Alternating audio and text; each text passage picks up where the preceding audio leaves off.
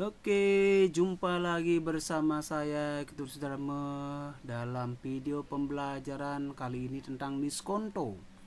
Ya, setelah kita belajar persen, kita setelah belajar tentang bunga, baik bunga tunggal maupun majemuk, kita belajar tentang diskonto. Ya, sekarang kita belajar tentang diskonto.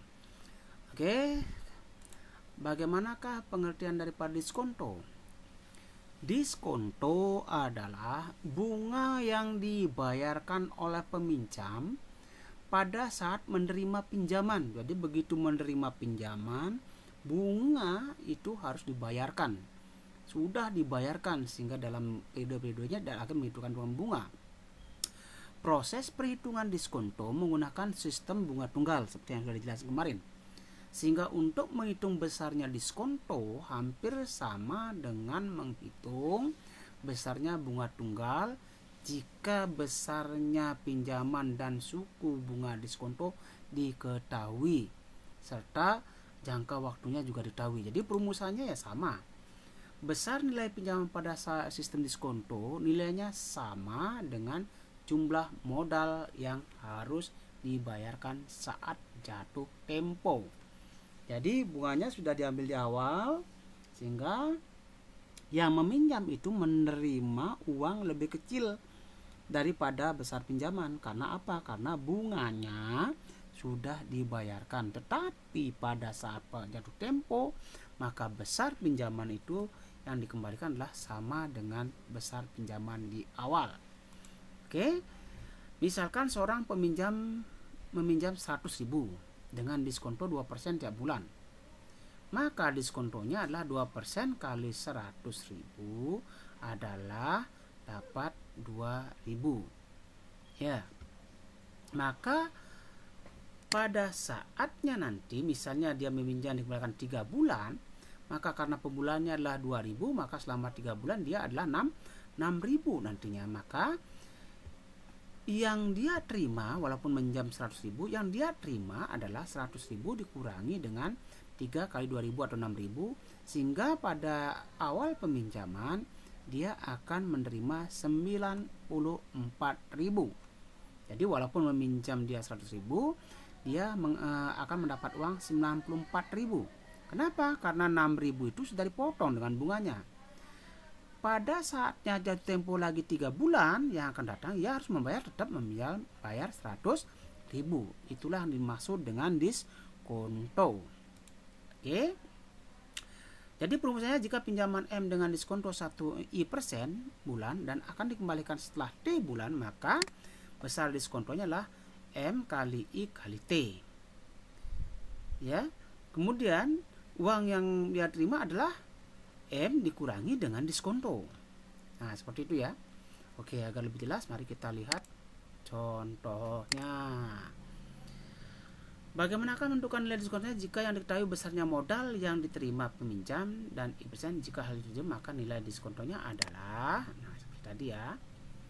Ya.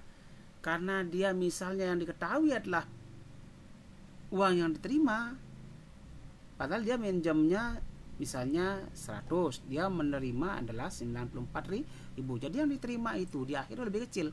Maka kalau yang diterima diketahui, bukan di awal yang diketahui, maka diskontonya dihitung dengan menggunakan persen di bawah 100.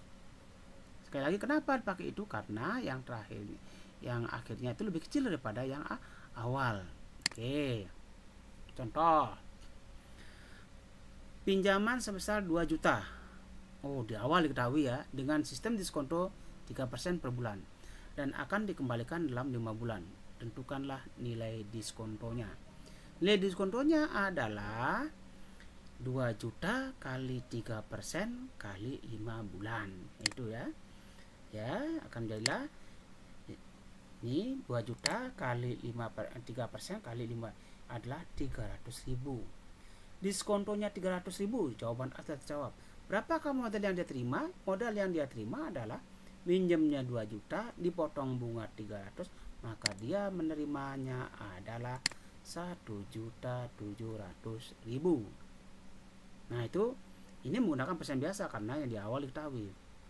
Contoh yang lain, Pinjaman sebesar 5 juta. Oh, di awal ketahui, sistem diskonto 18% per tahun dan akan dikembalikan 9 bulan. Nilai diskontonya adalah, nah ini 18% per tahun. Sebaiknya 18% per tahun ini jadikan per bulan ya, karena hitungannya 9 bulan. 18% per tahun itu jadikan ini ya per bulan bisa pakai 1,5 ya. Tapi kalau pakai dia yang lain bisa jadi tetap 18% per tahun, cuman ini dibagi 12. Sehingga apa? Kalau dibagi 12, ini adalah M-nya 5, I-nya ada 18 kali T 9 bulan. 1.200 ini didapatkan dari persen per 100 kali 12. Ya, karena 1 tahun 80 bulan. Boleh Anda gunakan pakai bulanan, boleh, sama ya. Hasilnya akan sama. Ya, akan mendapatkan 675.000. Ini diskontonya. Modal yang dia terima ya 5 juta kurang 275, akan menerima adalah 4.325. Tuh ya. Oke, lanjut. Suatu pinjaman akan dilunasi dengan sistem diskonto 14% per tahun dan akan dikembalikan dalam waktu 1,5 tahun. Jika modal yang diterima peminjam di awal adalah 5.135.000, nah ini akhir yang ditahui ya, yang diterima nih. Awalnya ditahui, maka kita akan menggunakan seperti tadi, persen di bawah 100. Maka berapakah nilai diskontonya? Nilai diskontonya kita menggunakan karena yang diterima diketahui ya dan mengecil, maka kita menggunakan persen di bawah 100 ya, sehingga menjadilah dia 21. Loh, di mana dapat 21? Ini 14% per tahun, ini 1,5 tahun. Jadi 1,5 tahun kali 14 itu adalah 21%, sehingga 21 per 100 kurang 21, 100 kurang 21 adalah 9, dikalikanlah ini, maka diskontonya adalah 1.365. Oke, terjawab nomor A. Berapakah besar pinjaman harus dikembalikan? Nah, ini kita menerimanya 5.135.000. Kemudian dipotong pajak, bukan ini yang dipotong ya, setelah pemotongan ini, setelah pemotongan dengan pajak sekian, maka agar mau setelah potongan tambahkan aja ini dengan ini, sehingga jadilah modal yang dibayar itu adalah MT tambah diskonto, didapatlah 6.500.000 ya. Nah, ini salah satu contoh penggunaan dari persen di bawah 100. Oke, gitu dulu tentang diskonto, mudah-mudahan bisa dipahami. Jumpa lagi dalam topik anuitas awal. Semoga bermakna.